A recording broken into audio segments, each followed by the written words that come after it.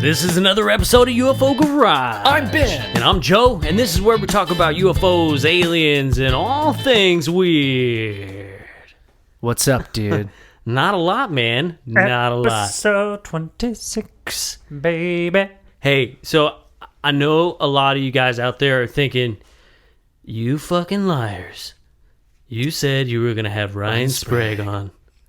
From somewhere in the skies. So make sure to keep your feet on the ground and always keep looking. Yeah. Somewhere in the skies. We're not liars. We swear to God. He's going to be on the podcast. Dude, it has been like kind of a scheduling difficulty. Yeah. We were like literally like 4 minutes on from having him on the other day. Yeah. And then he emailed and he was like, guys, I live in New York City and the construction crew just showed up outside of my house and it's extremely loud. There's no way I can do it. Yeah. It would have been a terrible podcast. Yeah, Had it been have like a jackhammer in the background and trucks backing up and cement mixers mixing. Hey, yo, and, girl, come and yeah, I mean, and yeah, dude. So and we were gonna do it again, and then he got sick.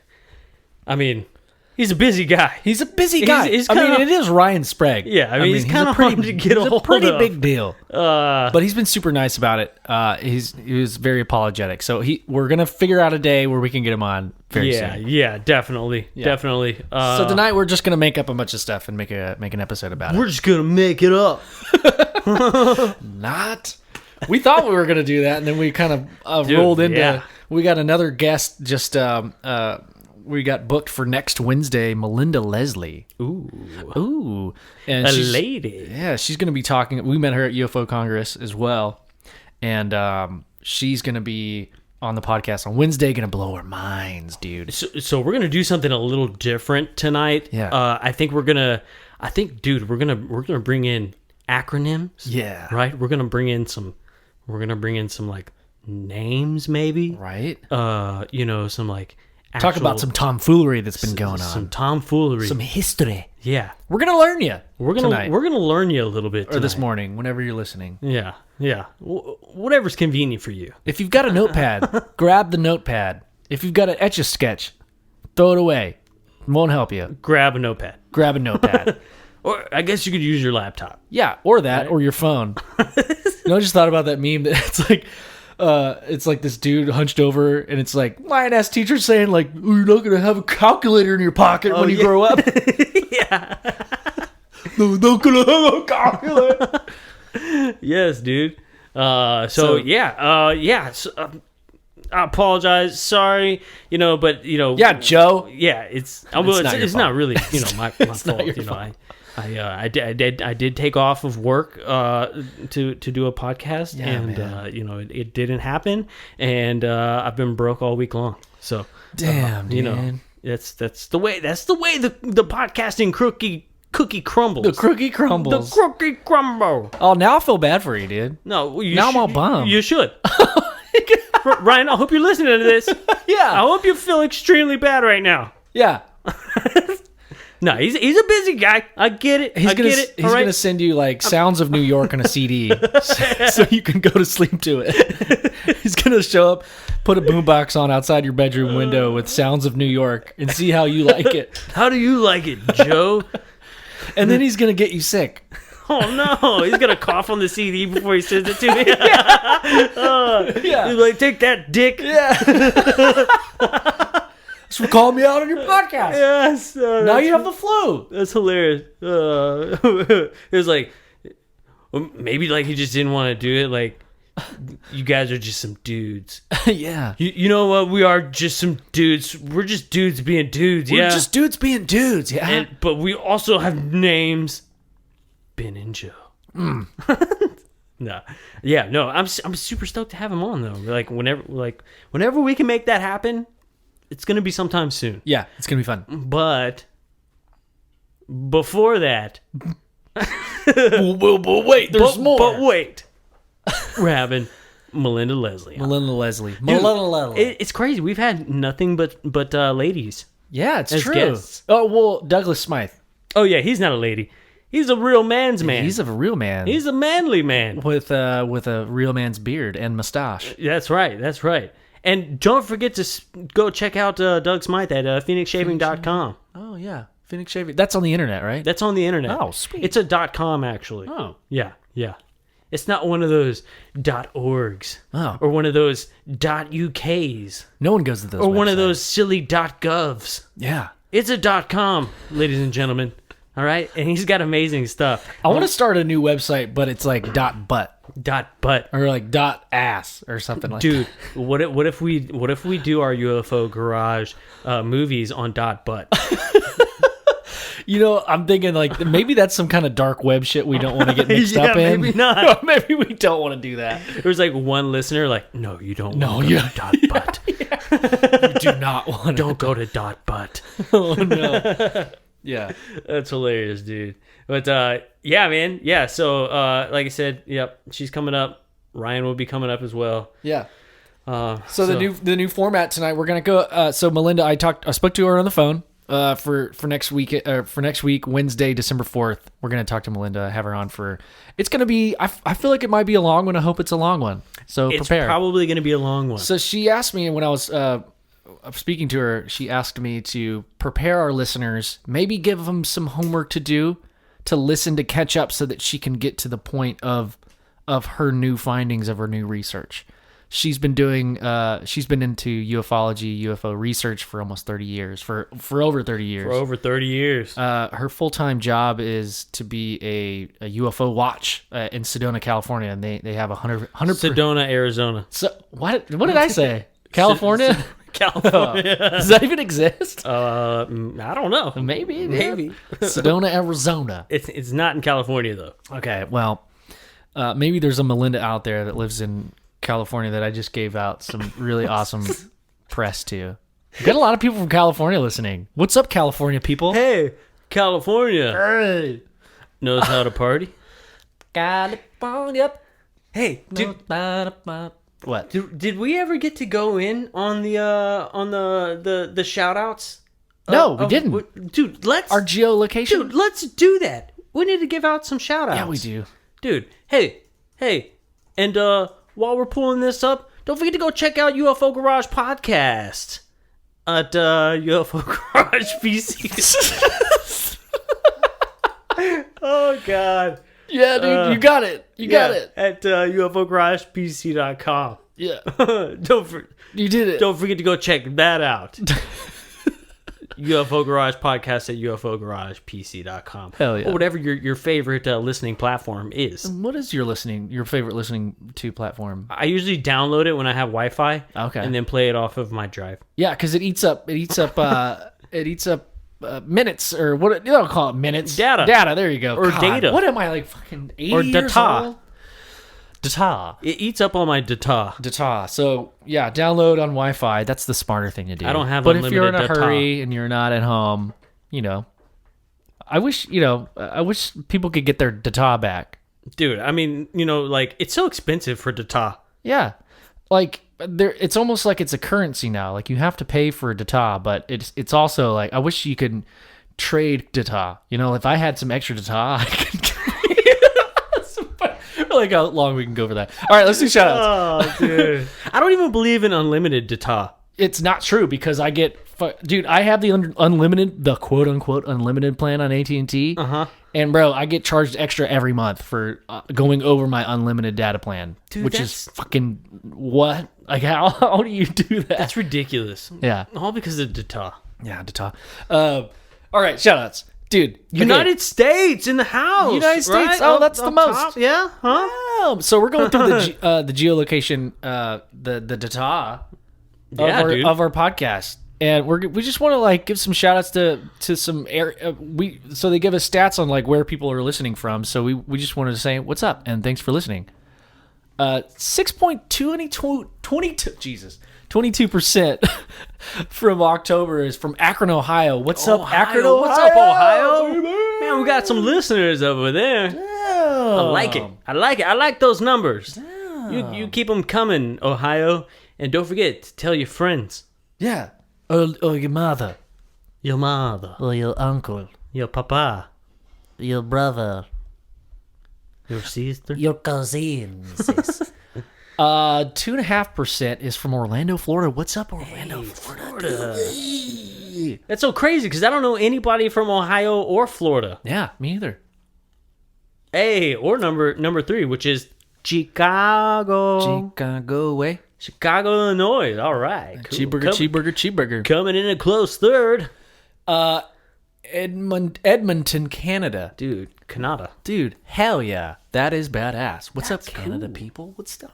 It's so cool looking at these things because it's like wow, there's people like in like Africa. I was gonna say Africa. Well, the next one down is Hong Kong. Hong Kong, like I mean, they're all over the place. Dope. Yeah, and then below that's Austin, where we live. Yeah, where we live. You guys need to pick it the hell up. All right. Yeah, there's more people in Hong Kong listening to us this month than in Austin, Texas.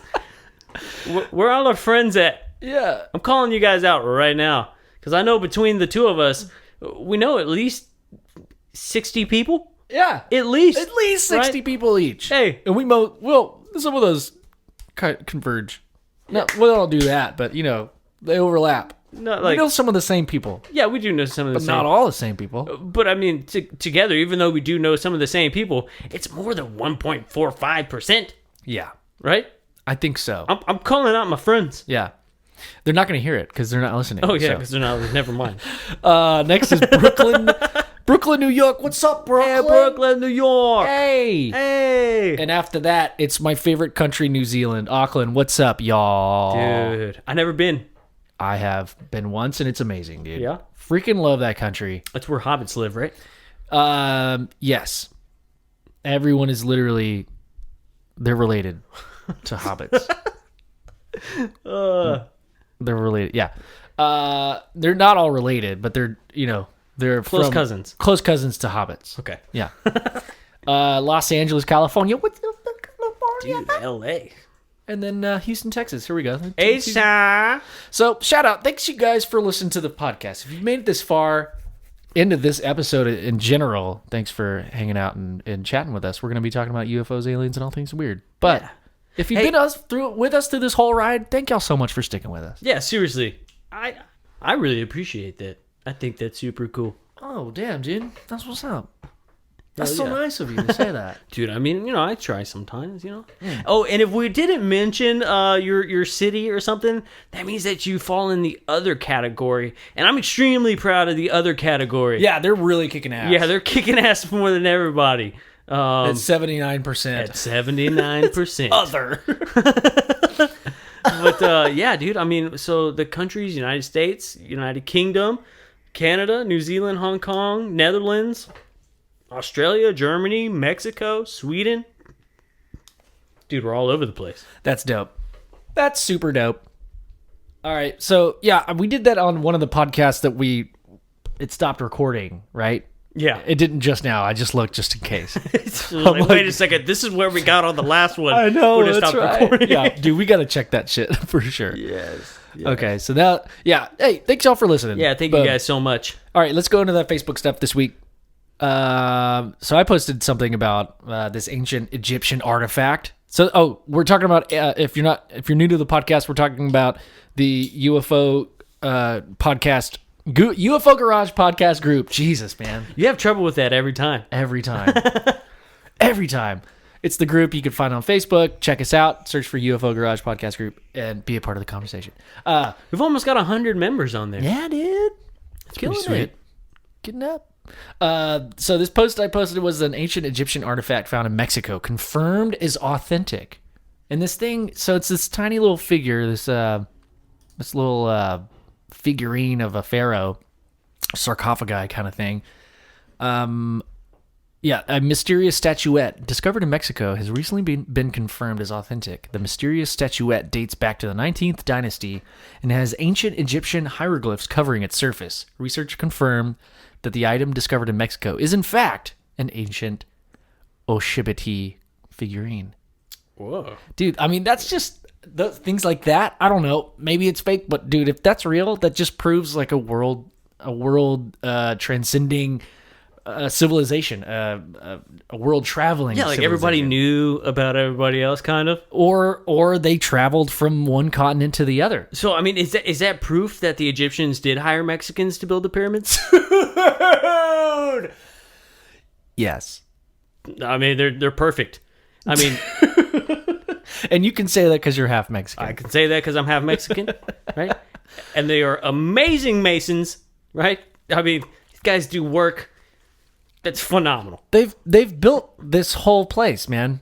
Yeah. I mean, in the last 100 years, would you say, or maybe more than that? Oh yeah.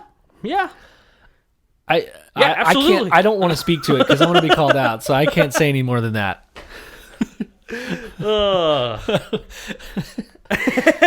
But yeah, no, so that's awesome though, because I mean, there's, they always say that there's no way anybody could have ever known, right, about any other civilization. How did all these things pop up all over the earth? Like there's so many like artifacts and like buildings that are very similar that kind of came around this like almost the same time period. Yeah. That take the pyramids for example, right? You've got pyramids all over the place. All over the place. Yeah. China, Egypt, Mexico, Ukraine, like all over the place. There's pyramids, and like all pre when they say trade routes developed across the oceans, but yet all these things seem to exist beforehand. And to me, it doesn't mean like, oh, there was aliens. It means that we had a way better grip on our travel means back in those days than we think we do. There's just not a lot of evidence left behind. Yeah. To me, that doesn't say, oh, it's ancient aliens.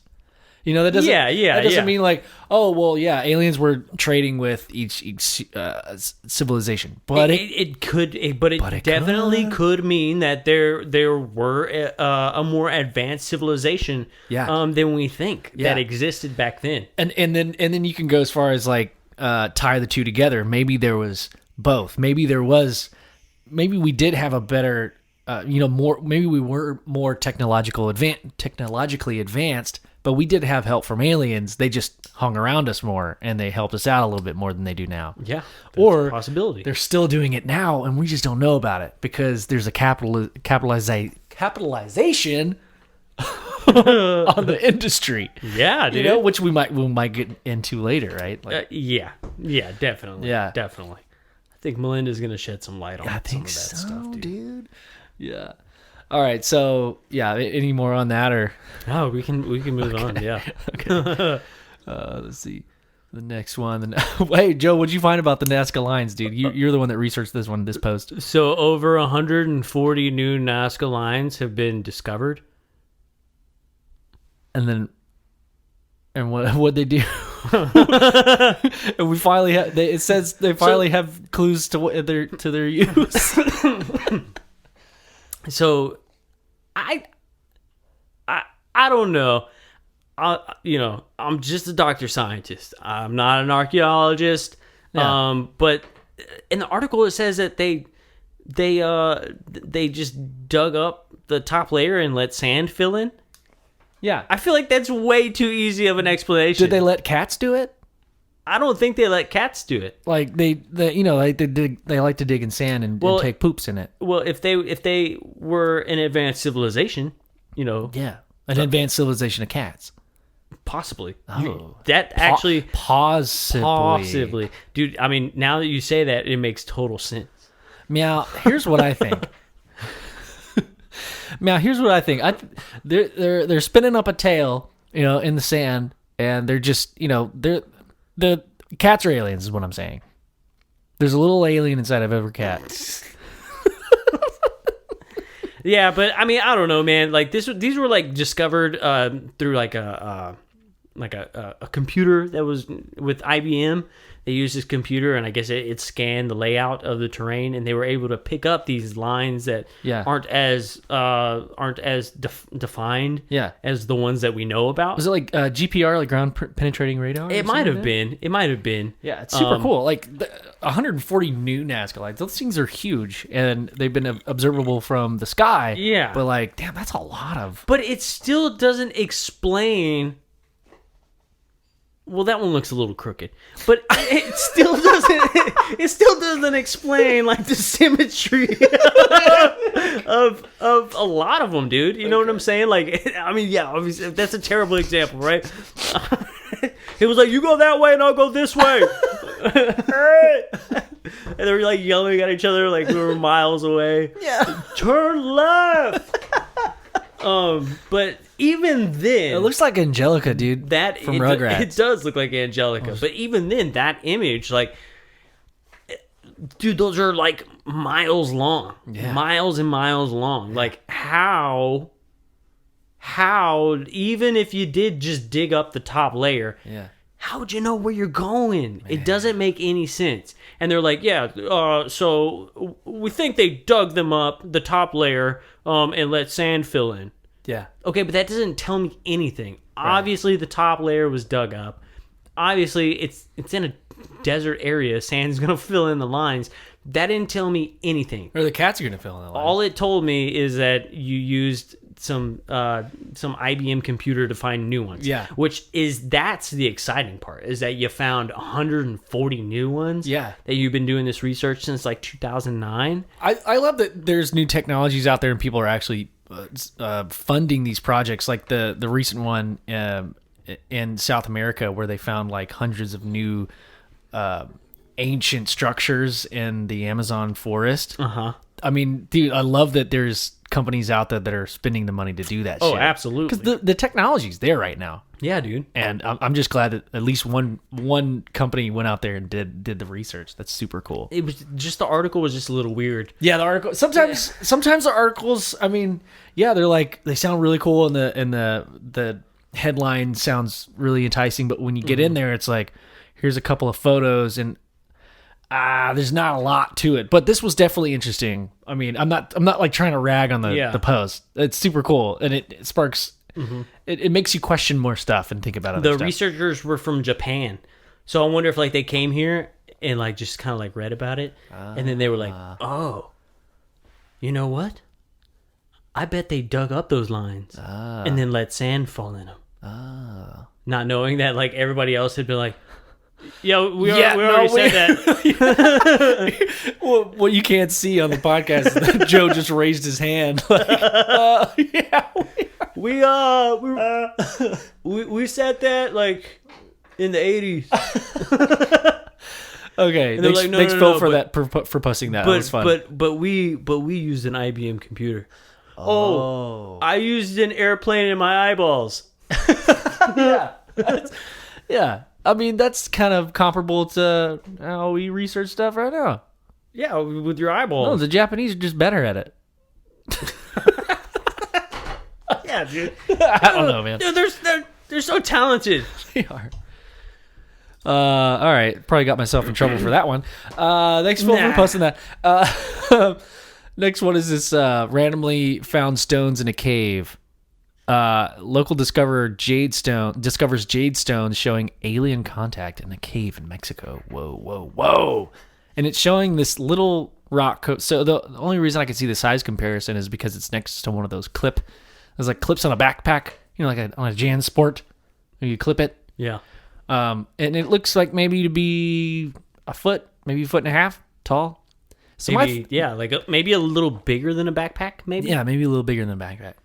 But it's showing this Incan with, it looks like a grenade, but I'm sure it's corn in his hand.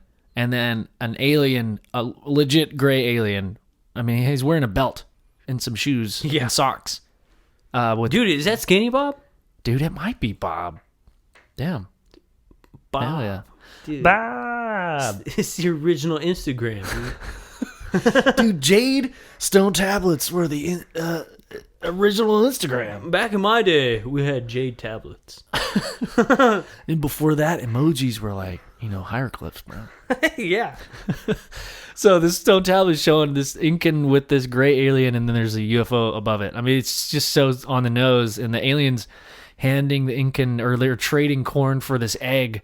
The alien has an egg in his hand, and then like a water papoose in his left hand, or like a water skin or something. I don't know. It looks really strange. My thing is, looking at this skeptically, is that, that could come from anywhere. It's just a photo. We don't know. Like, I don't know. I'm just trying to look at it with. Right. We don't know the background of the story or anything. Yeah. It's such a small thing that you could bring that from anywhere. You can chisel it at home and then bring it there. Mm-hmm. I don't know. I hate to shit on it, but. Well, yeah. No. I mean, a lot of the ancient stuff is extremely detailed. But dude, this is like. It's awesome. It looks dope. It's like really. It's really detailed. Yeah, it's super sick. I don't know. I guess, man, now I feel bad. But, okay, let me back that up. If it were on, like, a massive stone that you could not possibly move, most of these ancient depictions of aliens and UFOs, then, fuck, man. Yeah, you had to have found it where you took the photo and where it was documented. And are there more stones? Is that the only one that they found? Yeah. I don't know, man. It's weird. Yeah. But I mean, like, okay, so let's just take the picture, right? Describe the picture. I mean, you got a UFO, I mean, like a flying saucer up in the sky. Then you got the gray on the right, and then you got the Indian guy on the left. So this alien, he's holding an egg, and he's like, here's the secrets of the universe. Ooh. The birth of knowledge being bestowed on your people. And the Indian guy is like, I'll trade you for some corn. and then down here, like the little, is that like a little water satchel? Yeah, I think it's a water papoose. Or is that maybe like the alien is doing some sort of like magic of some sort to him? So they're trying. He's receiving his essence. They're trying to depict like something like a glow out of his hand. Yeah. Like maybe it's like a light or something, and that's how they depicted it, was like with a swirl of light. Like maybe the aliens. Oh, maybe it's a galaxy, dude. Oh, it could be. Ooh, it could be. It's a galaxy in a bottle, and he's saying, "Look, you only exist in this tiny little thing, and you're so insignificant. Eat and drink. Eat and drink and be merry." What is that? Is that? Were you reading that? No. Oh, okay. Yeah, no. So the egg and the water, it could be eat and drink, but it also could be like birth of enlightenment, and also some depiction of a galaxy or whatever. I don't know. That's cool. Yeah, it's a super cool rock. Yeah, it's dope. We have to do more research on that. Yeah, definitely. Okay, moving on. Dude, all these memes are so funny. Yeah, I know. Dude, William. Bro, Will, you're killing it, dude. Dude, I love the Monty Python stuff. This next post is from Will. It's a rabbit hole on farm leads to mysterious network of Knights Templar caves. I read the article. It's super interesting. Like, so apparently, this farmer found this hole or a rabbit hole, and he started digging, and it opened up in this cave, and it's like one of those built-out cavern slash monasteries that are underground and carved out of bedrock or sandstone or whatever kind of rock it is, like you would find, or what we've talked about on the podcast before. Turns out that's what rich people did back in the day. Yeah, it's called a folly. A folly. Yeah. Yeah, dude. So, I mean, maybe it is a folly, but it could be something else. I don't know. It's very interesting. It's store food, store wine. Super ornate. Yeah. Store wine. It looks awesome, dude. I mean, yeah. Which is exactly what you'd want to put down there if you want to have a good time, dude. Yeah, or like, dude, maybe they did orgies down there. Probably. And they had like a hot tub and like cheese and like caviar. It's just weird because like now it's like, okay, so did they cover it up on purpose? Yeah, the rabbits did. They took over. So they ate all the bodies. That's what happened. Yeah, down there they ate all the knights. That's right. Yeah, the rabbits ate the knights. They just turned it into their own home. That's hilarious, dude. There's a beast. He lives in the cavern. He's got sharp, pointy teeth. You got to rewatch the movie, dude. It's hilarious. I know, man. We need to do like we've been saying, we need to do a live podcast while we watch watch a movie. That'd be pretty fun. Monty Python may have to be the one. There's been a lot of Monty Python references on this podcast. Yeah, let's do it. Let's see. Oh, the large fireball, Joseph. Dude, yeah, that's a dope post. Joe, do you want to talk about that one a little bit? Dude. So, okay, yeah, we did have one of the largest meteor showers the other night. However, I mean, this thing is massive, right? That's huge. Yeah. That's huge. That's ginormous. And not enough people gave a shit about it to look for it, which is weird to me.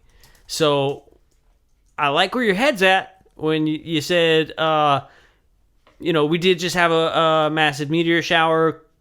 Probably a meteor.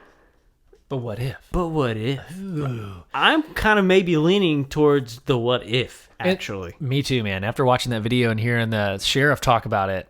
And apparently the Air Force got involved, too. Oh, shit. Okay, so it happened in Polk County. That's East Texas, a little northeast of Houston. Interesting. But yeah, the sheriff was talking about, right, what did he say? Like, okay, so we can't investigate it further, but we did contact the local aerial, what did they say, like the FFA? Yeah. And they said they didn't have any down, crashed airplanes. And then we talked to the meteorologists, and the meteorologists were saying, or was it? He said the meteorologists were saying that those were contrails. Yeah. And the airplane people were saying it's a meteor. Yeah. So it's conflicting. Yeah. Neither one of them agrees on what the other is saying. Yeah. And then they're like, oh, but, it's not like a security threat or anything, so we're not going to investigate it anymore. Yeah, there's no threat of safety, so we're not going to look into it. And they did a training mission over in that area and didn't see anything. No fire, no nothing. Yeah. They're like a aerial flyover, there was no fire, like a fireball, like a fiery meteorite would have caught some shit on fire. Yeah, go look. Yeah, but if the military got involved, maybe they told them to shut up and go away. Oh shit, that's right. And now it's just blocked off. Yeah, and they're saying, oh, we flew over there, just we didn't see anything. No worries, don't worry about it. Meanwhile, so nobody goes out there. Yeah, to look. Oh, dude. Meanwhile, there's some backhoes and a bunch of military police people on a Black Hawk helicopter, landing down, and they're just covering shit up. Yeah, they erected like a giant, portable dome over the area. Yeah. There's people in there right now. Yeah, dude, excavating all this stuff. What was that movie we were talking about? Midnight Special. Oh yeah. Kind of like that. A little area where they just set up this whole tent and nobody's allowed to. Or Evolution. I don't think I've ever seen that. With Duchovny in it, dude? Oh, dude, with the smiley face with 3 eyes? Yeah. Yes, dude. Yeah, where the meteor hits and they're like, hey, we found this. Starts growing and then shit. The military comes and takes it over. Yeah. Yeah, that's kind of what that reminds me of. Damn, dude. What was that? It was like a big blob at the end. That thing was scary, bro. And they had to go up its ass. Yeah. To blow it up. They had to shoot shampoo up in it or something. Yeah. Yeah, bro. That's hilarious, dude. That's awesome. Man. David Duchovny, man. Yeah. Next post, Chris, with the teleportation. I saw that, dude. I was very convinced that this thing was real. I watched this video. So what we're looking at is this white car in France that it looks like a tree has seemingly sprouted through the car, like from the driver's seat, like through it, and it looks super legit, like some type of teleportation, some type of time shift, and this car was in the wrong place at the wrong time, or the car was the time traveler, and it just, oh shit, I was I'm in a tree now. Ba-bum. So, yeah. Well, I looked it up, and it looked super legit. Then I was noticing that it sounded like French, and then I looked up French art installation just because it looks so on the nose, like it's going straight through the driver's seat. It just looks too perfect, right? So I was thinking maybe this is an art installation. So I typed those words in, and sure enough, it's like an art installation. Yeah, yeah. That group is known for making like really crazy, abstract, like mind-bending art projects. Yeah, and there's another one with a car with like a fork going through it. Yeah, it looks pretty crazy. So they do cool work. Yeah, and they know what they're doing. They definitely know what they're doing. I want to give them a shout out just in case. But let's see, what are they called? The passerby standing. No, it's the Royal Delu. Royal Deluxe Delu. Royal Delu. Nice. Hell yeah, dude. Well, good job, guys. It fooled me. Yeah, it's a cool picture. Yeah, definitely. Sweet. All right, so that's all for the Facebook group. Yeah, so now we talk about what we're going to do. So this is our very first podcast ever. Feels like it, dude. Shit. Dude, we're rusty. We were rusty, dude. Like, yeah, we were waiting for Ryan, and it didn't happen, and we're going to do it again. Dude, there's no way we could take 2 weeks off, bro. I mean, we start getting rusty, and we don't know what to say. I know. So now we're going to have like a 30-second pause of silence. I can't do it. I'm gonna pause it just for a second. All right. Okay, cool. We're back. Okay. Hey, reset. Okay, reset. Get some brews. Some brews. It's yeah. So we're gonna kind of go into this information. Yeah. It's gonna be some reading. Yeah. All right. We're gonna do some reading here. Yeah.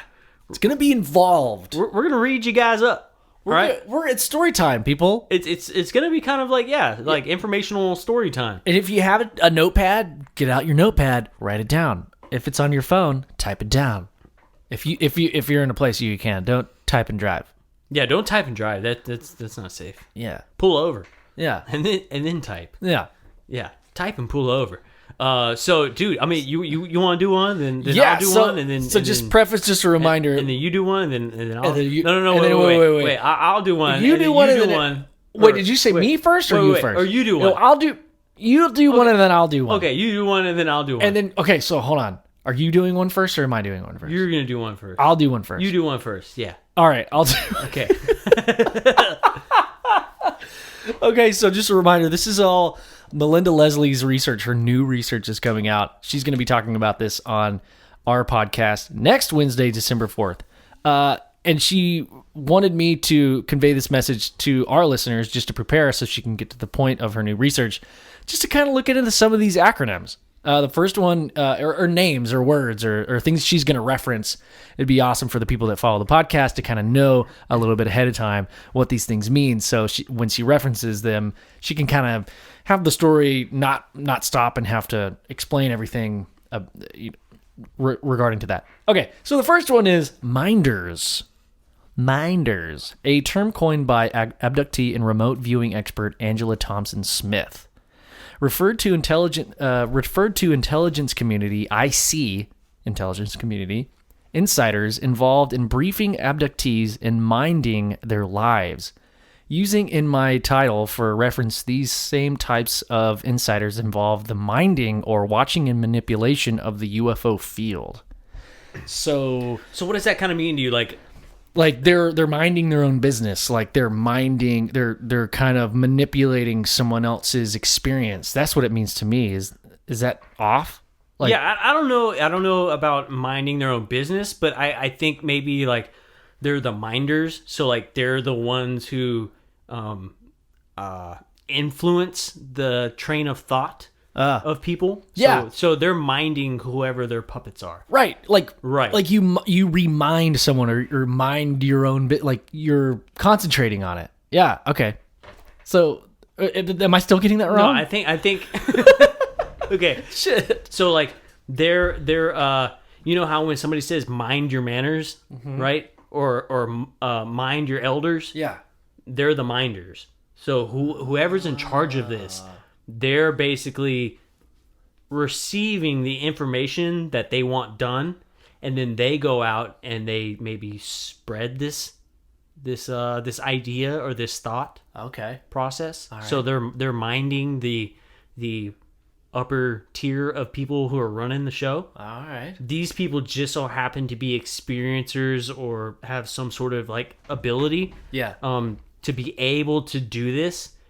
So I don't know. Maybe like they receive information, and they mind you. They're the ones basically fulfilling the maybe disinformation. I don't know. Yeah, we'll have to ask her specifically on that, but that's kind of what I'm thinking. Is they're the ones who are kind of placed within the UFO community to maybe control how people are thinking. Okay, cool. Hey, would you scoot the mic a little that way, because they're like super. It's not big enough. Way quieter than it was before. Is that better? Yeah, Ooh. dude. Hell yeah. God, I'm so stupid. It's stupid. All right. Do I need to repeat all of that? No, you're good. Okay. You say the second one. All right. Disclosure with a big D. Damn! Like me. Okay. Disclosure with a big D. Okay. Disclosure with a big D, right? Means official announcement of an extraterrestrial presence by a head of state or government or leading scientific organization. Yeah, okay. Yeah, I mean, that's pretty self-explanatory. Disclosure with a big D. Yeah. I said damn because he's got a big D. Like that's Yeah. All right, that was a cheap joke. Okay. All right, disclosure with a little D. I got it. He's got a little D. AKA soft disclosure, a controlled disclosure, a slow trickle for the acclamation of the public, building up to a possible larger reveal or announcement. Or an announcement by a lesser agency, or unofficially the leak of something undeniable, i.e. this week's U.S. Navy confirmation. So this is, I guess, a couple, like a month ago or something. Like right. That. So we've been like riddled with little D disclosure. Yeah. Right? Leading up to something bigger. Okay. Right? And that's just like that's of all time, or just recently, do you think? I feel like maybe little D disclosure has been going on for a long time now. Yeah. Leading up to big D disclosure. Damn. And whenever she gets on here, I want to ask her, what is the big D disclosure? Yeah. Like, what is it? Because if all this stuff has been little D disclosure, what's the big D disclosure? Right. She's either going to tell us or she's going to say, you'll see soon. Damn. Right? That's probably what's going to happen. Whoa. Okay? That's cool. Okay. Disinformation. From the dictionary, false information deliberately and often covertly. Oh, I couldn't see, sorry. Covertly spread in order to influence opinion or obscure the truth. The data is incorrect. There we go. Now it's nice. There we go. Yeah. I zoomed in. I can see. You're far away. You're so far away from the computer. So disinformation, I think everybody kind of knows that. Yeah. That's pretty self-explanatory too. Yeah. This is interesting. So misinformation from the dictionary, wrongly or badly informed, such as behaving wrong or inaccurate information about a topic. So inaccurate information about a topic. The data is incorrect, but misleading. The data is correct. The data is correct, but misleading. So disinformation and misinformation are different things. I think a lot of people mix those. I mix them up. Disinformation is just deliberately wrong. Misinformation is, I'm telling you the truth with some twisted facts about it. Yeah. Damn. Okay, cool. All right, what's next? UAP. All right. Joe? UAP. Unidentified aerial phenomenon. An officially recognized way of saying UFOs. Not actually new, right? Most likely used to reduce any possible perceived stigma associated with the UFO acronym. It is important to note that this term was introduced by the insiders/managers not by the UFO field. Yeah, so people, the government came up with this stuff. Right. That are writing, that are like putting together all these like programs and shit. Because they don't want to say UFO and then people automatically dismiss it. Yeah. Right? Which is all their fault in the first place. So you suck it, all right? Right. I'm going to call it a UFO. You call it whatever you want to. Exactly. TTSA, I think a lot of people already know about this, but we're... To the Stars Academy is TTSA, founded by rock star Tom DeLonge and announced in October 2017. A private organization consisting of highly placed individuals that may be disclosing the truth behind UFOs. Maybe. They were the ones responsible for releasing the existence of ATIP and OSAP. Grant Cameron was considered by many to be the go-to guy when covering what was going on in the original development of the story and brought people up to speed on all the latest developments. So, TTSA. I think most people already know about that. Yeah. Okay, and then now we have ATIP, the Advanced Aerospace Threat Identification Program, a Pentagon program to monitor and collect data on UAPs, which stands for Unidentified Aerospace. Advanced aerospace. Okay, so I've heard about this. Yeah, I've so heard this is about where it gets different. I've heard about the double meaning of the UAP and how some people call it the unidentified aerial phenomenon, and then unidentified aerospace phenomenon. Ooh. And one of the things was with the whole Luis Elizondo thing, is that some people in the program are calling it the aerospace phenomenon, and he's calling it the aerial phenomenon. Interesting. And they're saying that, like, if you want the specifics to be correct, you need to have, what is the term? Yeah. Is it aerospace or is it aerial? Because aerial just means flying in the sky. Yeah. Aerospace means that it's coming from space. Right. So is it aerospace or is it aerial? Or is it just aerial? See, that's a good example of being able to ask the right questions. Like that kind of specificity when you're asking someone that's in the know. Okay, so yeah, we'll have to ask her that. We'll have to ask her that. Definitely. I'm glad we caught that. Yeah. Okay. Seriously. Yeah. So anyway, a Pentagon program to monitor and collect data on UAPs. Disclosure of the program first appeared in the New York Times on December 16th, 2017, in an article about it, TTSA and Bigelow Aerospace. Bigelow. Yeah. So in the previous one Melinda Leslie mentioned OSAP. So this is OSAP, AAWSAP, the Advanced Aerospace Weapons Systems Application Program. The original name before ATIP was actually a larger umbrella program of which ATIP was under. So ATIP is under OSAP. So OSAP is like this umbrella thing. Right. This is the next one. So okay, so we had what? We had Project Signs, then we had Project Grudge, then we had Project Blue Book, then was this OSAP next? Because they say that, they stopped Project Blue Book, but they didn't. Right. So they kept studying they just after changed Project the name. Blue Book.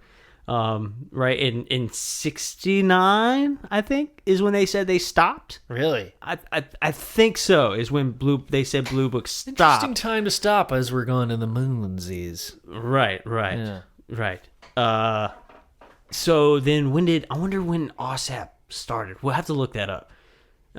Because it seems like just this continuation of programs, right? Yeah. Signs, Grudge, Blue Book, OSAP, dude, and then ATIP. I think okay, so here's an angle.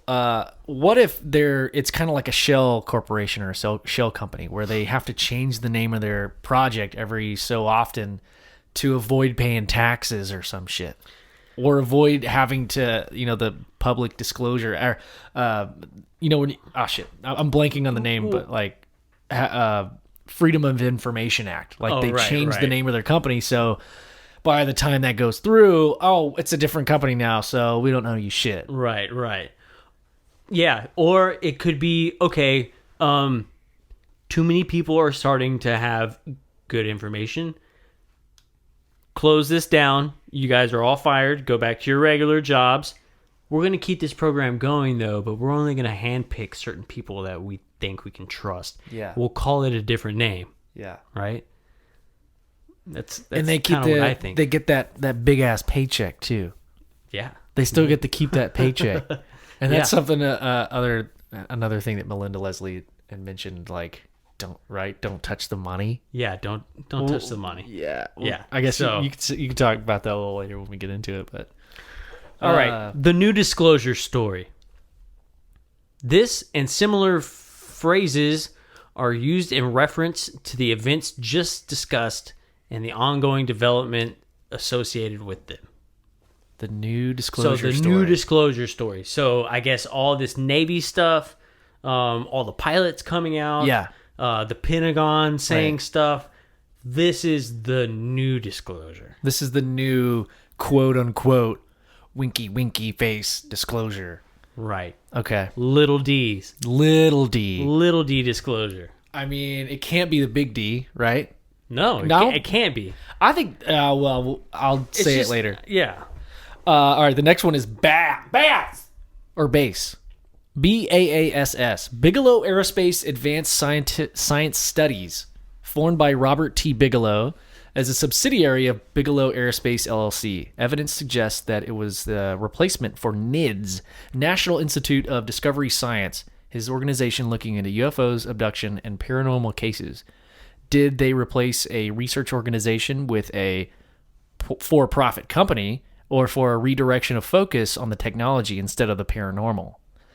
I'd beg the latter. I mean, they looked into NIDS was the company by Bigelow that looked into Skinwalker Ranch, and that kind of after that was fizzled out. Yeah, it was now something else. BASS, right? It makes sense. It's like all these funds. Okay, we don't have any proof for you, so we're going to take all this money and we're just going to start another thing and stop, just drop the paranormal stuff. Right. It makes sense. Right. They're like, okay, well, half of this shit is, we can't prove it. All right. Not that it's not real. This paranormal stuff. Not that it's not real, but here's the stuff we can prove. And that's the UFO stuff. So that's what they want, is the proof. And they want, right. And the technology behind it. Yeah. Exactly. Yeah. Or they found a connection between the two of them. And that might be the big D, dude. That might be the big D. Damn. Yeah. We're going to the big D, and I don't mean Dallas. All right. Rockefeller. Freaking Rockefeller, man. He just looks like I don't know. He looks like the guy behind you at a gas station that's like, he's there to only buy lottery tickets, and he also has like a steel reserve. He does. All right. Rockefeller Initiative. Billionaire Lawrence Rockefeller approached the Clinton White House to get the government to disclose the truth behind UFOs. What followed was years of FOIA, which is Freedom of Information Act, requests, emails, and extensive contacts between many individuals. Steve Bassett is considered to be the go-to guy regarding this important saga and the role it played in the new disclosure. Interesting. Lawrence Rockefeller. Okay. Yeah. Clinton White House. All right. Dude, okay. Well, I was about to shit all over this guy, but it sounds like he was on the good side. Maybe, but I mean, you could still probably find stuff to shit on him for. So he was the go-to guy, which means... So that's when people started really requesting all these FOIA requests and digging. Right? Yeah. So digging happened. Maybe he was the one deciding, okay, this person does not need to know about this information, so I'm going to push it through a lot of bureaucracy and red tape and never get back to this person. Or they could choose to reveal the information. So I'm wondering, maybe he's like a gate. So he's the one who filed all the FOIA requests, had all the emails. By the way, I think it's supposed to say Rockefeller Initiative, not imitative. Yeah. I said initiative. Yeah, I think you did too. Yeah. So, okay. I didn't know that. Cool. ATPWG. You can't really say that. The Advanced Theoretical Physics Working Group. Dude, that's the big one. Yeah. A group consisting of intelligence insiders, aerospace insiders, and other such individuals working together to understand the UFO subject and gather data on it, all while often operating behind the scenes in the UFO field. It says ellipses. I'll tell you more about them in a minute. So this is on Melinda Leslie's research on her slideshow that she's asked. If you're just tuning in, that's why that's in there. And yeah, definitely remember that. Remember ATPWG. Yeah, I wish it was easier to say. Yeah. But we could say the working group, right? Is for short. Yeah, we could say the working group. Yeah. The working group. The Theoretical Physics Working Group. Yeah. Remember those guys, because we're gonna say some stuff in a second that's kind of crazy. It's kind of crazy. It's yeah. All right. So this is one thing that she's been studying for. I think this is like her main focus of study for like over the past 30 years is the MILLAB. Yeah. Okay. MILLAB, an acronym for military abduction. That's MIL, and AB. This refers to extraterrestrial abductees that have covert human personal, military intelligence community, or similar insiders that are involved in their experience and or involved in their lives. This includes monitoring, surveillance, harassment, the minders, right? Yeah. Scenarios, being abducted by the aliens with any of these personnel also present, or being outright abducted by these personnel, whether with aliens or without. The term was coined by abductee Cat Wilson in 1996. Dude, I thought that said Cat Williams. I'm sorry. I thought that said Cat Williams. In 1996 as a way to reference these types of experiences, and was popularized in the ufology by authors Helmut and Marion Lammer in their 1997 book MILLABs, Military Mind Control and Alien Abduction. So MILLABs is before Melinda Leslie. I guess so. Whoa. So I thought she coined that term. It's just something that happened to her, and she was like, whoa, damn, this is MILLABs. Okay. Whoa. Or maybe, oh man, it goes, yeah, we need to ask her about that too. Uh-huh. Okay. Definitely. Dude, that's crazy. All right, MILLABs. I also asked her to go a little bit on into the MILLAB stuff if she was comfortable with it and her experience. So maybe we'll start out with her experience in MILLAB, knowing that our listeners have that background and knowing what it means and all that, and just maybe we can cut straight to like what was her experience. Right. Hopefully, we'll get to the other stuff. But yeah, that's the end of the acronyms. Man, that's a lot of stuff to remember. Quite a bit, dude. Yeah, quite a bit. And also, man, we're pretty good at reading out loud. That's a hard thing to do. It is. I was like, damn, we're doing this. Especially from way back here, dude. Yeah, dude, you're killing it from back there, bro. Yeah. Very proud. Who knew the UFO Garage guys could read? Could read. Hey, these guys read good. These guys read good. They don't write good, but they read goods.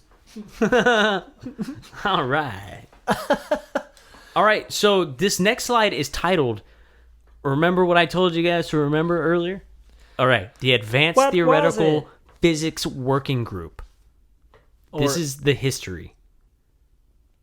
Well, we're not going to be able to tell you the whole history. Yeah. But this is what this slide is titled. It's the history and just some of the things that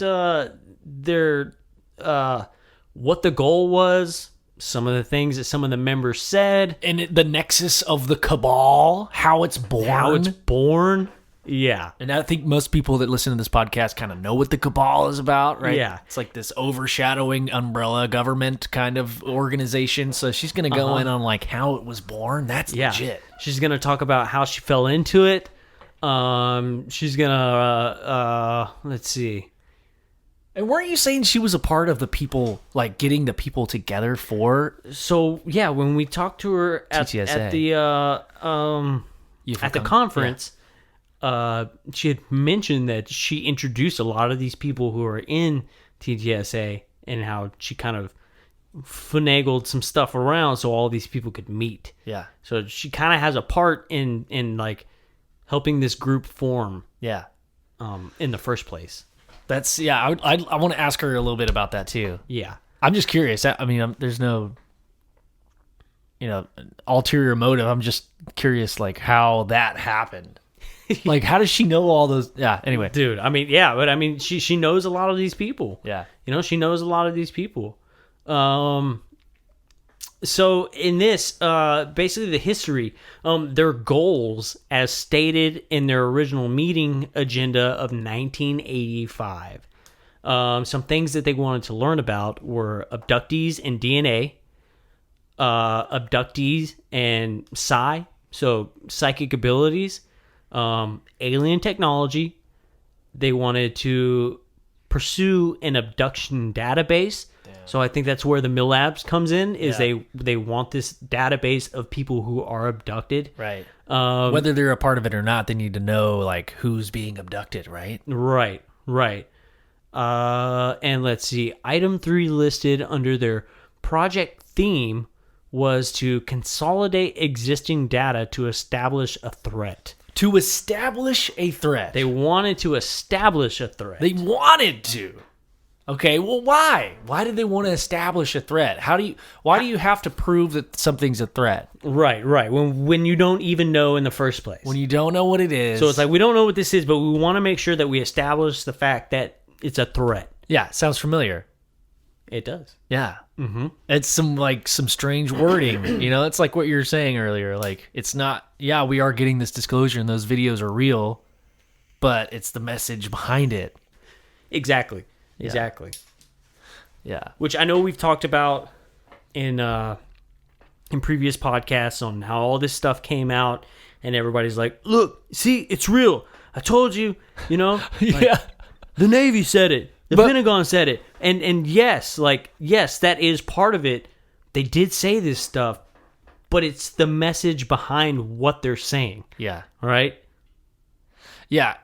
Like, if you just went around thinking that bees only stung and killed people, you'd be afraid of it, right? Dude. But really, they pollinate the entire planet. Bro. They make food.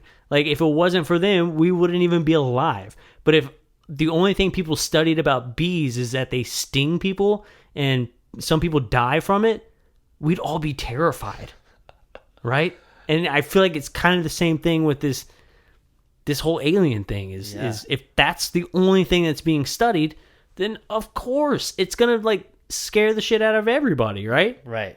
So there has to be some reason behind the opposition to bees. Someone must be profiting, or there must be a reason why they're fear-mongering to the bees, right? Like, okay, why would you not want bees? How are you profiting off of that, like the fear? Right. There has to be a reason. Yeah.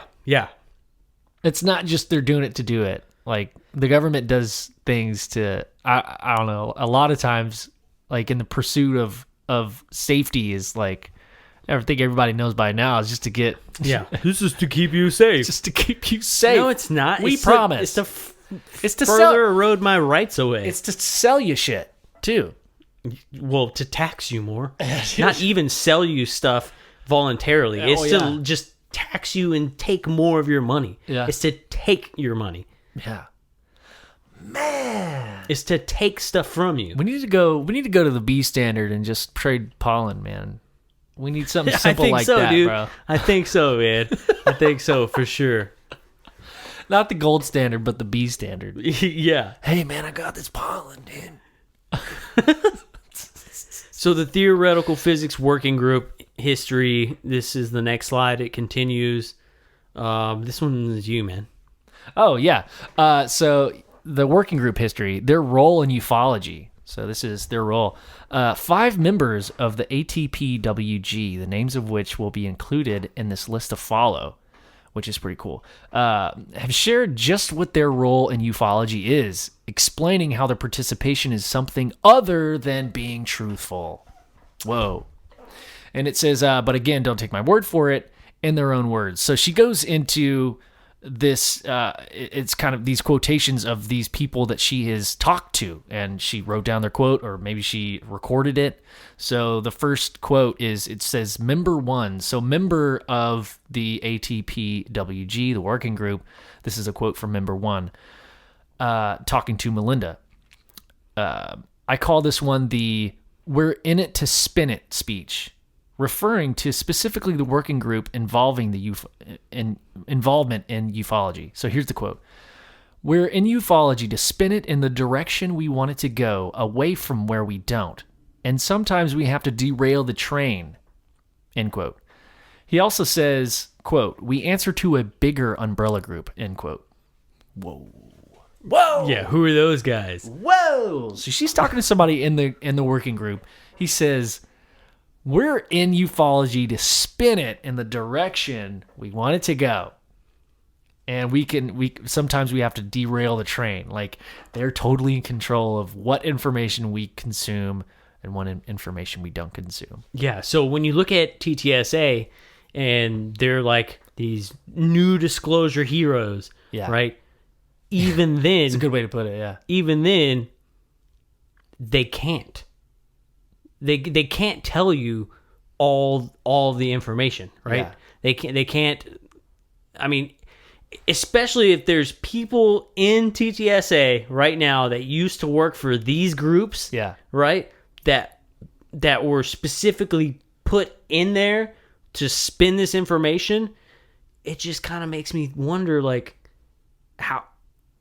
how can we take some of this stuff serious, or like how can we like trust this information, right, when we know that their specific job was to, misinform people in the first place? Yeah, it's so difficult, man. It's like that conundrum where I think I know that I'm going to tell you something, but you don't know that I'm going to tell you something that's true, but I know if I'm going to tell you a lie, but you think I'm going to tell the truth, but also because you think I'm going to tell you the truth, I'm going to tell you a lie, and it just boom, boom, boom, loop, loop, loop, loop, loop. Yeah. Yes. You want to read the next quote? Yeah. So member number 2, quote, as said to Melinda. Let's see. For the first one, this member used the old shill game involving 3 cups kept moving with a P under one of them as an analogy for their manipulation in the field.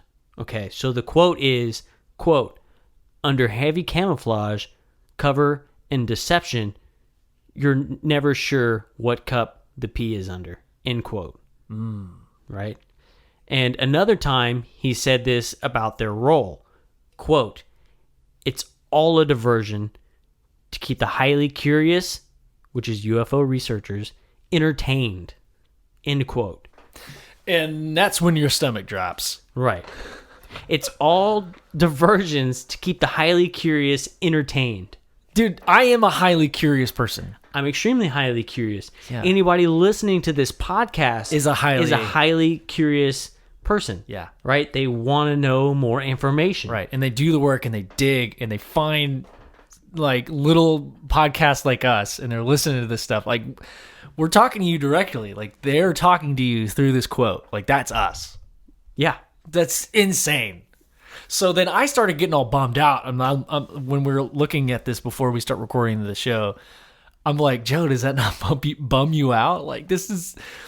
What'd you say back? It actually...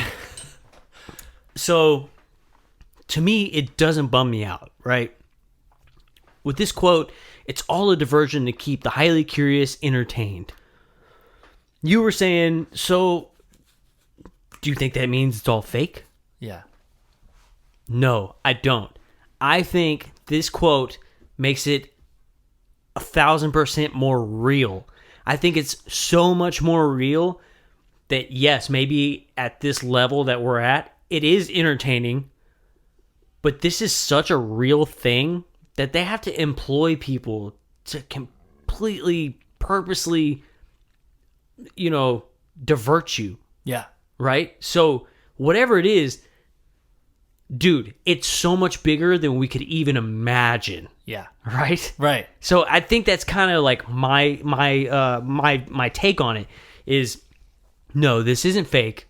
Yeah, they may be trying to divert you a little bit, but dude, this is like so much bigger than any of us think it is. Right. It's not like the I'm going to try to make a connection. Just stay with me. Okay. It's not like we're paying a monthly subscription to Netflix and they're here to entertain us for our tax dollars. Like, they're not here to entertain us. Right. So there has to be a bigger reason why they're entertaining the highly curious. It's a diversion. So, I mean, when you said that, it was like, fuck, dude, you're totally right. Now I'm not as bummed, and it makes me even more curious. Yeah. Like, all they did was just open Pandora's box a little more. Yeah, like, you know what I'm saying? Like, we thought, okay, so it only goes up to one level. Like, the government's hiding this. There's aliens, and they're hiding it because they want to dominate the industry, and they want to keep money flowing in, and they don't want to mess up their mansions, and they want that beach in beach house in Malibu. But this is like, oh, maybe they don't want to let us know that we all live in a civilization instead of a tiny little alien Game Boy, dude. Right. You know? Like, I mean, whatever it is, dude, it's huge. I mean, we could sit here and we could speculate all night on what we think it is. Yeah. But the fact of the matter Which would be fun. Right. The fact of the matter is something huge is happening. Mm-hmm. We may never know what it is, right? But the fact that there is something that, dude, I mean, I almost don't have words for it. You know what I'm saying? Like, that's how big it is. Yeah. That's how big it is. It is pretty, like, mind expanding when you really kind of let it settle in. Like, you really don't have words for that feeling. I don't really know what that feeling is. I don't either. Like, I don't know. Yeah, you're right. I don't know what that feeling is. I mean, the first quote being that, we're here to spin it. It's very localized. Right. Spinning it is like part of like communication and culture. Sometimes we have to derail the train. Yeah. Right. It's all about control and, tame the herd. But then you go into the next quote. Right. And it's kind of the analogy of the cup, and you put a ball underneath the 3 cups and you move it around so you never know which cup the ball is under. Right. So occasionally, boom, you catch the ball, right? But you don't always catch it. Yeah. It's always a diversion. Always to keep the highly curious entertained. So it doesn't necessarily mean that we're wrong. Yeah. It just means that it's a lot more work for us. Yeah. Yeah. Or it's a lot more work, and we're also, maybe we're not capable. We're without the proper information to get to the big D, right? Right. We're not capable of understanding, even if it came to us. Like, we don't know we don't know the explanation behind it. We don't know the context. Like, if they were just to say shplibakadabidabadoo, and then we're, if we don't know the context, what the hell does that mean? Yeah. Yeah. So, man, that's super sick. Okay, it keeps going. I'm still just kind of like, I'm taken aback by that. I gotta breathe a little bit. The next quote, and this is kind of another section in Melinda's research here we're still looking at. Their role in ufology is in their own words. So this is member 3's quote, as said to Melinda, referring to the manipulation of myself and other people in the UFO field. Myself meaning Melinda. Quote, "You are in a closed information loop," end quote. So this third member told Melinda, you're in a closed loop. Whatever you're into, like the circle of people that you're talking to, this community, you're in a closed information loop. So there's only so much that you guys know. Yeah. And y'all are just passing that shit around. We're just dude, yeah, but who isn't? Like, what group isn't passing shit around? Like, right. It's not a derogatory thing. That's how you get information, validated. It's like, well, this person, well, maybe there's 2 sides of that coin, but yeah, there definitely is. Yeah. There definitely is. But I think it means like a closed information group, meaning like closed. we've pretty much given you guys all the information that you're gonna get. Yeah. And a lot of it is bullshit, but it's closed. Like, you're not gonna get anything else. Like, right. Y'all think y'all have so much information when really you don't. Right. And you guys are just passing it around. Yeah. Right. So.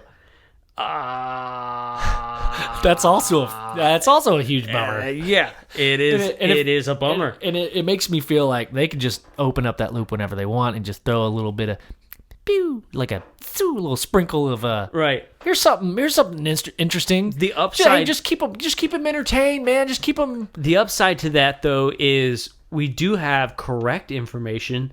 And how did that information originally get to us? Somebody occasionally breaks the silence. Yeah. It may be years and years down the road, but eventually small kernels of truth start to come out. Yeah. So, yeah, it's a closed information loop, but eventually you get these kernels of truth. Yeah, humans are human. I feel like there's always going to be that morality question when you're on your deathbed. Like, man, if you're somebody who's witnessed these types of things, if they haven't erased your mind. Yeah. And they're like, man, I've always been, like, through my whole life, I had to make this promise that I couldn't tell anybody, but man, I'm dying tomorrow, so why not? If it benefits humanity and people are that What are curious, they going to do, kill me? Yeah, what are they going to do? Yeah, dude. Yeah, dude. Okay, so remember number 4's quote, as said to another researcher.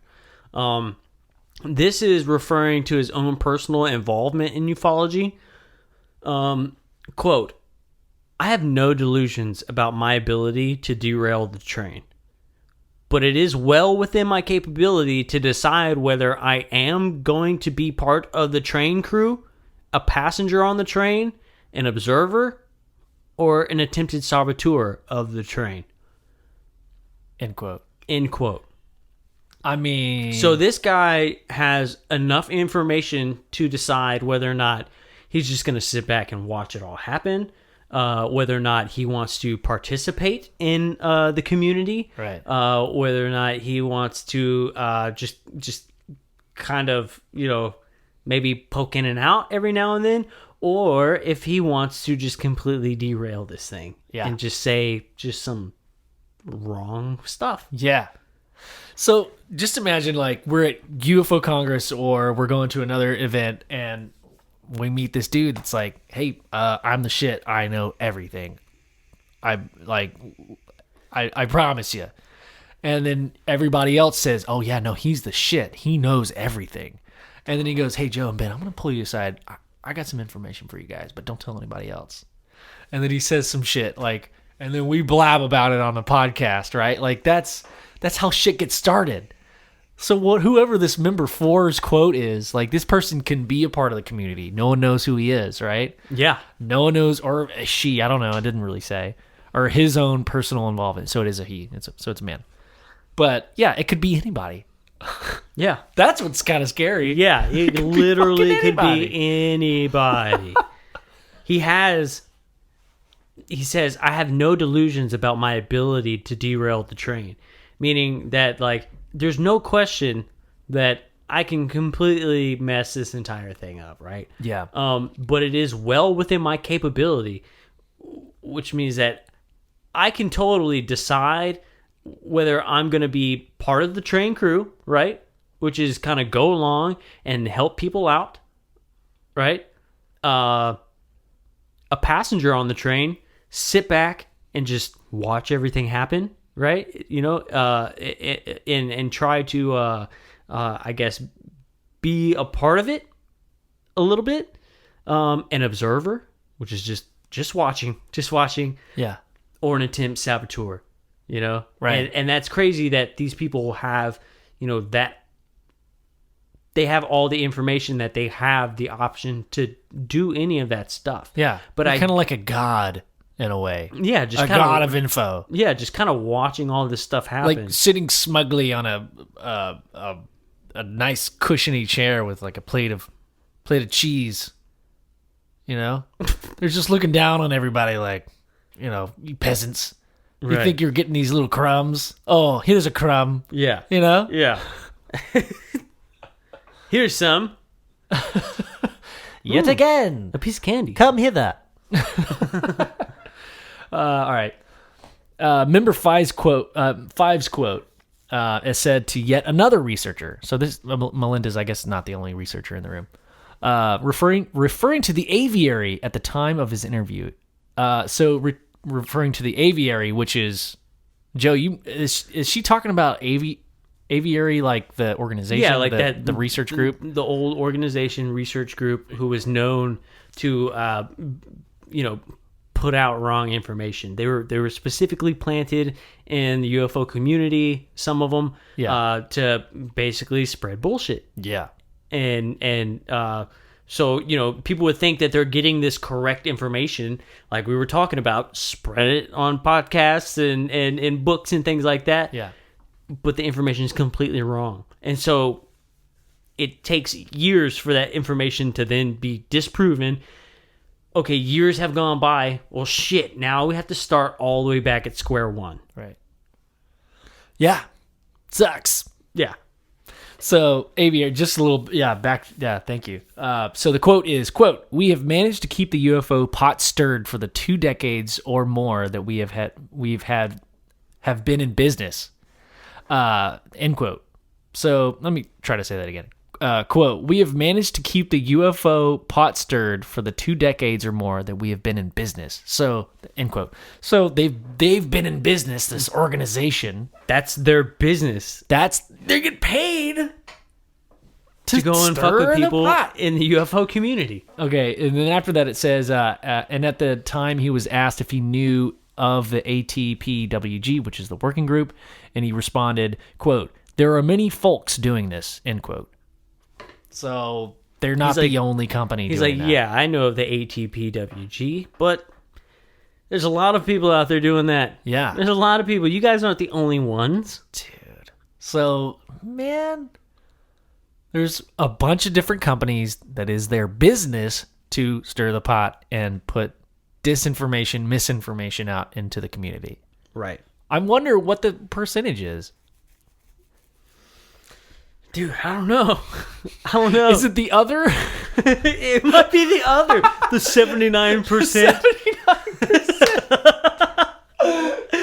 Oh, God. Yeah, man. And so on that note, here are some of those many folks. Yeah. Man. Can you see it from that far away? I want to turn it to the right. Yeah, I know. But Melinda has put together this amazing chart. It says players, the Cosmic Club, and it's on the left, and it's all these people's names in a list vertically. And on the right, it says groups and affiliations, aka the disclosure playing field. So there's new disclosure, old disclosure, and I missed one. ATP working group. So that's the first one. Second one is TTSA, Board of Support, and ATIP. At Pentagon. Yeah, so those guys fit in the new disclosure group. Right. And then under the old disclosure is Rockefeller Initiative, NIDS, Aviary, which Joe, you just explained, ISSO, ufology field involved in general. And the second one after that, the category is intelligence community. The second one after that is ET tech development, and that's BASS, which is BAASS involvement. Lockheed Aerospace, advanced technology, and then the second, or the fifth, 6th category is ET mind development, PAL or para research, abductee research, neuroscience or DNA. So there's 6 different categories that all these people fit under, and then there's X's going left to right, telling you whether or not they're a part of this program. And after we interview her, we'll ask her if we can share this. Yeah. And we'll put that in the blog on the website. Yeah. Maybe we not go through every person tonight. Yeah, we won't go through every person. But I mean, there's definitely some big names on there. Yeah. That are involved in some shit. Michael Jackson. Oh. I mean, I'm kidding. Michael Jackson. I'm a landscaper, so if you know, this all seems like some shit to me. You know what I'm saying? Like, yeah. If I see like a security guard at the mall, I'm like, man, you've seen some shit. You know what I'm saying? Like, yeah, dude. I mean, I plant trees all day, so man. Dude, speaking of like seen some shit, I just went to pick these beers up from the gas station, and my buddy Max that works there, he was held up at gunpoint last night. What? They robbed the whole gas station, and they knew where everything was. So it was like, hey, I know you keep the lotto tickets or the lottery money in that safe, so you got to give me that too. So it's someone that lives in this neighborhood or frequents the gas station often. It's an inside job. Or it's a corner store. There's no gas there. But yeah, dude, I walked in there. Is it the drive-through one? No, not that one. It's the milk store. I call it the milk store. But yeah, it's my buddy. He's a young dude, man. I feel bad for him. He didn't seem shook up or anything. I think we went in there with Jess when we picked her up from the from class one day. He was wearing the NASA shirt. Yes, dude. Yeah. Oh man, I felt so bad. That poor dude. I know, man. Because he's like, I've always wanted to go visit NASA, but I work all the time. Exactly, dude. And I was like, I want to buy that guy tickets. I know, man. We should buy him tickets for oh man, because he got robbed last night at gunpoint, and then now he's working still again today. Oh god damn it! Like dude. They didn't even give him the day off. We should do a fundraiser for him. Dude. Have people donate so we can buy that guy some tickets to NASA. He can take the day off. Fuck yeah, let's do donations. Yes. Hey, if you guys want to give some donations and help us out, we want to get this kid some tickets. To go to NASA. Go to NASA. He wants to go to NASA. In Houston. He wants to go check it out. Yeah, man. NASA. Max wants to go to NASA. We'll put it on the Facebook and on the website. Sweet. Let's take him to NASA, you guys, or at least get him another shirt that says NASA on it. I don't know. It'd be cool if we could send him to NASA though. That'd be cool. Yeah. I mean, how much are tickets? Like, they're not very expensive. I mean, maybe we could just do. So maybe what we can do is we can do like a Christmas donation. Like maybe we can find a fundraiser locally around town that like gives toys to little kids or something, and like just like donate some donations to them. Yeah, and then also take a portion of that, buy a ticket to NASA. Buy a ticket to NASA for Max. Yeah, because dude, that'd be dope. Max, NASA, and Christmas for kids. Yeah, dude. Sweet. Yeah. UFO Garage Podcast. Hell yeah, dude. Yeah. Let's give back to the community, man. Yeah, man. I want to do. Yeah, let's do something fun for Christmas. Let's figure that'd be something cool. out like that. I think we should do like a little fundraiser. Yeah, a little for donations. The holidays are coming around. You got to take care of your fellow American or New Zealand or your fellow man or woman. That's what we're all about here at the UFO Garage Podcast. Or your alien, or the alien. Dude, it sucks because every time we try to sound sincere, like I know we're just too goofy to like sound sincere, but we really are. We really do mean that, though. I mean, it's true. Yeah, dude. I mean, read down that list of names, my friend. This list of names of people? Yeah, the ones that are like involved in these organizations. Let's take a few, and if we can share it, because I don't want to step on Melinda's toes. What do you think? Let's take some big ones. Okay, we'll take the names that most people would know. Robert Bigelow. Okay. What is he in? He is in... There was a question mark under ATP working group. So there's a question mark. Yeah. He's definitely in TTSA. He's definitely in ATIP. Or involved. So he's part of the new disclosure. He definitely was in the Rockefeller Initiative. Definitely in NIDS. He was not in the aviary. Was not in the ISSO. Is in the ufology community. And he's involved just in general. Yeah. Part of the intelligence agency. Yeah. Keep going. Those are hard for me to read. He was part of BASS. A part of Lockheed Aerospace, a part of Advanced Technology, a part of PAL or Para Research, a part of Abductee Research, also a part of Neuroscience or DNA. So he's like across the board. He's only missing two little squares, which is the Aviary and ISSO. Yep. Yeah. Yep. Dr. Hal Puthoff. Oh, and she's an Austin cat, dude. Hey. He lives right here in Austin. He's a fellow Estonian, dude. Dude, Austonian, man. He's a fellow Waterlooian. Oh, damn. Oh, damn. Fun fact about Austin, it used to be called Waterloo. For real? Yeah, it used to be called Waterloo. I didn't know that. Yeah. Oh. And then damn liberals moved into town and they... no, just kidding. Yeah. Yeah, no, it used to be called Waterloo. I didn't know that. That's cool. And they changed it to Austin. That's why we have Waterloo Records. I always wondered Yeah. what that was Waterloo about. Restaurant and bar. Damn, dude. Yeah. Now it all makes sense. Mm-hmm. Shit. Yes, sir. All right. Well, what about the... We're just learning you guys up today. Hey, man, thanks for learning me, man. I just recently learned what the Violet Crown was. It's the hill country that looks purple sometimes. Uh-huh. Yep. The Violet Crown. I did not know that. Do you know what the amber waves of grain are? That's a 311 song, right? No. Oh, God. Okay, so anyway, Dr. Hal Puthoff is on this list. Yeah. Players of the Cosmic Club. Yeah. We don't have to go through the line, but I mean, let's just say a few names. Luis Elizondo. We all know. Does that ring a bell? Steve Justice. I think a lot of people have heard that by now. Uh-huh. I've heard of Dr. Gary Nolan too a lot. Uh-huh. And Eric Davis. Uh-huh, yeah. Jaquez Valet. Mm-hmm. I thought he was a painter. It sounds like a painter. It should be. Right? What are you doing? Maybe he's the guy who paints all the UFOs and all the Renaissance photos. Yeah, like he goes to all these places and like paints over it. He just puts he takes a marker out of his pocket and paints UFOs in there. Dude, that's him. That's hilarious, dude. So, and then Melinda will go into a few more of those people. There's one, Meatloaf. Meatloaf. Yeah. Yeah. Meatloaf Live. Yeah. Live. Yeah. But I want to ask, I think that's kind of where we'll pick up when Melinda gets on the podcast. Cool. That sounds good. That's dope. Yeah, dude. Well, sweet, dude. I'm so stoked to have Melinda on the podcast. Again, Ryan Sprague, he's going to be on the podcast soon. We didn't have very much luck. There were some scheduling difficulties. He doesn't like Ben. It's me. I think it's me.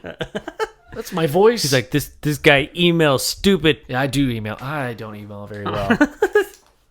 We're definitely gonna have that guy on. Sorry we haven't been able to make that happen yet. That's why we were late a week again. I was super stoked. We had to get something in, and I'm glad we kind of came across this stuff, and I'm glad Melinda was like, yo, I'm totally down. Because we've been talking about that since the Congress, dude. Yeah. Like, that we gotta have her on, and finally it's gonna happen. Yeah. And you're right, dude. This is probably gonna be a long one.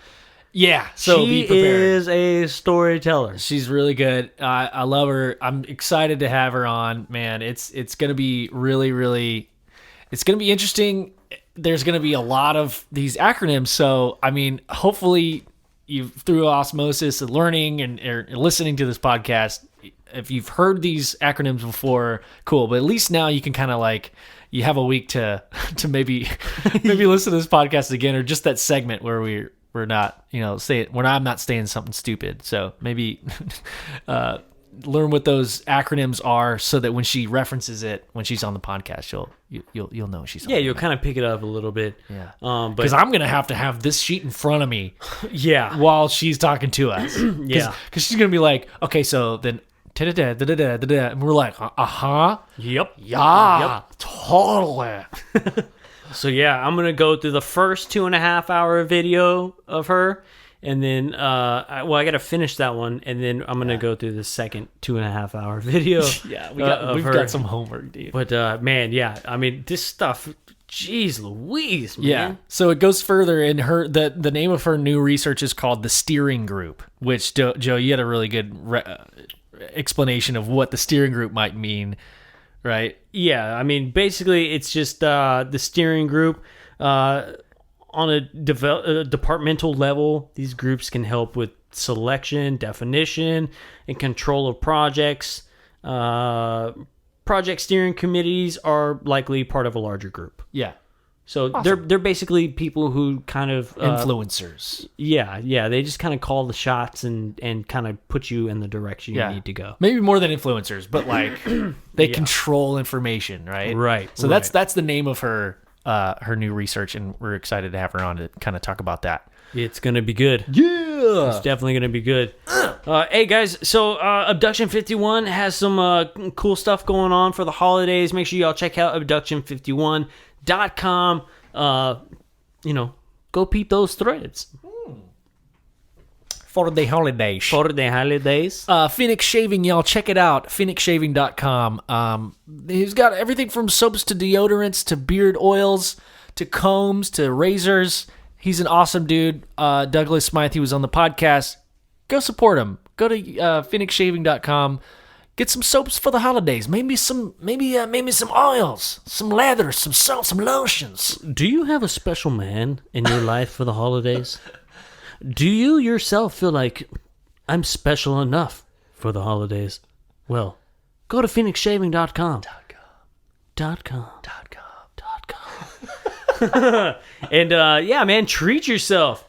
I love that stuff. I gotta buy another beard cube pretty soon. Hell yeah. I re-upped on like 4 different kinds of soaps. They all smell delicious. Hell yeah, dude. Yeah, dude. So I'm excited. I'm kind of hoping that maybe if the old lady's listening, get some stocking stuffers. Maybe I'll get a kit, a shaving kit, a starter kit. A kit. No pressure. For my face. You said kit, right? A kit. Yeah, dude. And then... And also check out UFO Garage PC. Dude, you know what we need to do is make a Christmas shirt. A Christmas shirt? Christmas shirt? It says Joe hates Christmas on it. Yes. Yes. I will buy that for sure. This has got my face and it says hates Christmas. Joe hates UFO Garage. Let's do it. Let's make it before you leave tonight. I'm down. Let's do it. I'm down. That would be awesome. So yeah, guys, don't forget to check us out. Hey, and while we're at it, if you ever decide to maybe, check us out on YouTube or something. Oh yeah. Dude, slam that subscribe button. Smash it. All right. Also, like if you're on any like podcast listening to anything, Apple Podcasts, iHeartRadio, rate it. Leave us, like a recommendation or something. I mean that just helps us really get our name out there, and it helps us kind of climb those endless charts. Dude. I mean, yeah, it really, really helps us out. We want to be on the first page when somebody searches UFO on podcasts on Apple. Like, we're not on that first page. Yeah. We want to be on that first page. Yeah. So give us a rating, and that'll help us get on that first page. That'd be dope. Just help us out.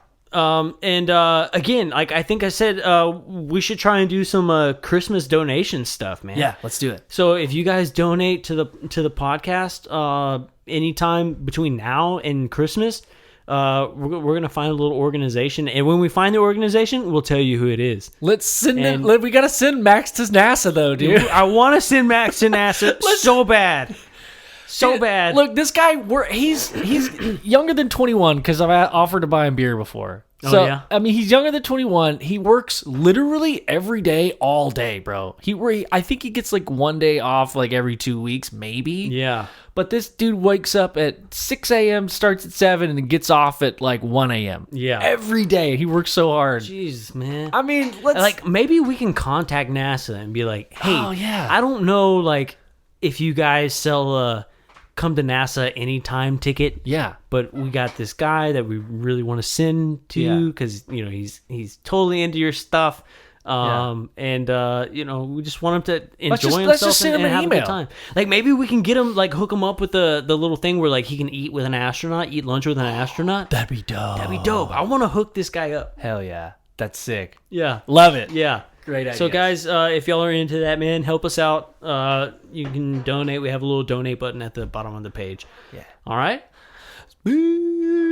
All right, dude. Well, this has been another episode of UFO Garage Podcast. Thanks for listening, guys. We'll talk to y'all next week.